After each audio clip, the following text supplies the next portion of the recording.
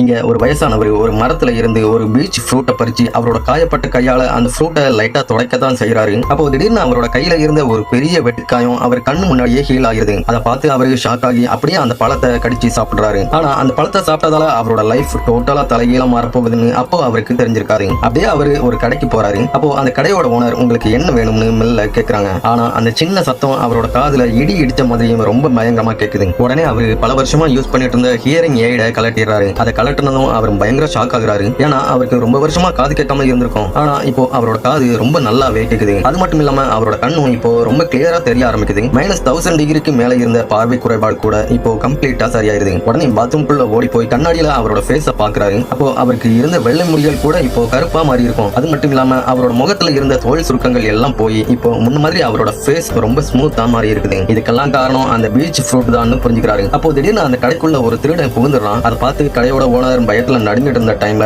Mic உடனே ஒரு wooden ஸ்டிக்கை எடுத்து அந்த திருடனை பயங்கரமா அட்டாக் பண்றாரு. அந்த திருடன் திருப்பி அட்டாக் பண்றதுக்குள்ள அவனோட கையை பிடிச்சு அப்படியே ஒரு பஞ்சில அவனை கீழே விழ வச்சிடறாரு. அந்த விஷயத்தை அவராலேயே நம்ப முடியல. அப்பதான் அவருக்கு அவரோட இளமை மட்டும் இல்லாம அவரோட ஸ்பீடு ஸ்ட்ரென்த் எல்லாம் திரும்பவும் பழைய மாதிரியே வந்திருக்கிறத பார்த்து ஆச்சரியப்படுறாரு. அன்னையில இருந்து அவர் அந்த பீச் ஃப்ரூட்டை தொடர்ந்து சாப்பிட ஆரம்பிக்கிறாரு. அதை சாப்பிட சாப்பிட அவரோட இளமை இன்னும் அதிகமாகிக்கிட்டே போகுது. அவரோட அப்பியரன்ஸ் எனர்ஜி எல்லாம் எங்கேஜ்ல இருந்த மாதிரி இப்போ ஃபுல்லா திரும்ப கிடைச்சிருது. அந்த ஃபீலிங்குக்கு அடிக்ட் ஆன மைக் டெய்லி நைட் டைம்ல பார்ட்டிகள்ல கலந்துக்கிட்டு பொண்ணுங்க கூட டைம் ஸ்பெண்ட் பண்ணி அவரோட புது லைஃப சந்தோஷமா என்ஜாய் பண்ணி அனுபவிக்க ஆரம்பிக்கிறாரு. இனிமே வயசே ஆகக்கூடாதுன்னு முடிவு பண்ணி அந்த பீச் ஃப்ரூட்ஸை தொடர்ந்து நிறைய சாப்பிட்டுக்கிட்டே இருக்கிறாரு. ஆனா ஒரு நாள் மைக்கு ஒரு பார்ல உட்கார்ந்து சரக்கு அடிச்சிட்டு இருக்காரு. அப்போ ஒரு பொண்ணு அவர்கிட்ட வந்து நீங்க எப்படி எப்பவும் இவ்வளவு இளமையா இருக்கீங்கன்னு கேட்கறான். அதுக்கு அவர் பதில் சொல்றதுக்கு முன்னாடியே அவரோட பாடி திடீர்னு பயங்கரமா ஷேக் ஆக ஆரம்பிக்குது. கொஞ்ச நேரத்துல அவரோட ஸ்கின் எல்லாம் சுருங்கி அவரோட பாடியும் ரொம்ப வீக் ஆகி திரும்பவும் பழைய மாதிரி வயசானவரா மாறிடுறாரு. உடனே அவருக்கு பயங்கர ஷாக் ஆகி அந்த பீச் ட்ரீ கிட்ட ஓடி போறாரு. ஆனா அங்க போய் பார்த்தா